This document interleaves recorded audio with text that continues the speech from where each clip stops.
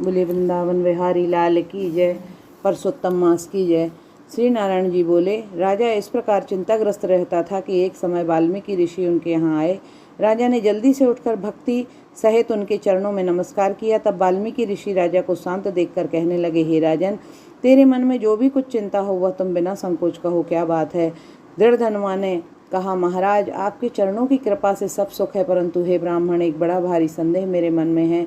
सो उस वन के तोते के मुख में लगे हुए शूल को आप दूर करिए।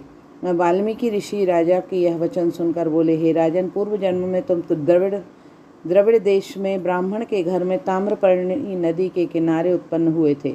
सुदेव तुम्हारा नाम था। तुम धार्मिक, सत्यवादी, जितना मिले उतने में ही संतुष्ट रहने वाले थे। तुम्हारी स्त्री उत्तम गुणों वाली गौतम ऋषि की पुत्री गौतमी नाम से विख्यात थी। गृहस्थ आश्रम के धर्म में चलने वाले सुदेव को कितना ही काल व्यतीत हो गया, परंतु उसके संतति नहीं हुई। एक दिन आसन पर बैठा हुआ अपनी स्त्री को से सेवा कराता हुआ थका हुआ वह ब्राह्मण कहने लगा, हे सुंदरी, संसार में पुत्र से परे कोई सुख नहीं, क्योंकि तप दान से उत्पन्न पुत्र परलोक में सुख देते हैं। शुद्ध वंश में उत्पन्न हुई संतान इस लोक और परलोक में सुख देती है। उस श्रेष्ठ संतति को मैं प्राप्त न कर सका तो मेरा जीवन ही व्यर्थ है। मैंने उसे वेदाध्ययन नहीं कराया, न उसका विवाह आदि किया, अतः मेरा जन्म वृथा है। इसलिए मेरी मृत्यु शीघ्र ही हो जाए तो अच्छा है।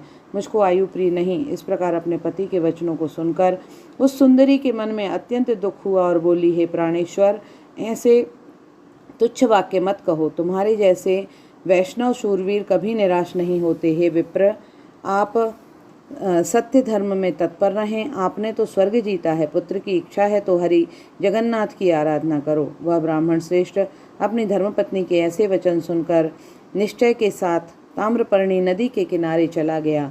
वहां जाकर पुण्य तीर्थ में स्नान कर महाभयंकर तप करने लगा। ऐसे उस तपोनिधि के 4000 वर्ष व्यतीत हो गए। हे ब्राह्मण, उसके तप से त्रिलोकी कांप उठी। सुदेव का महाउग्र तप देखकर बड़े वेग से गरुड़ पर चढ़कर भक्तवत्सल श्री भगवान प्रकट हुए।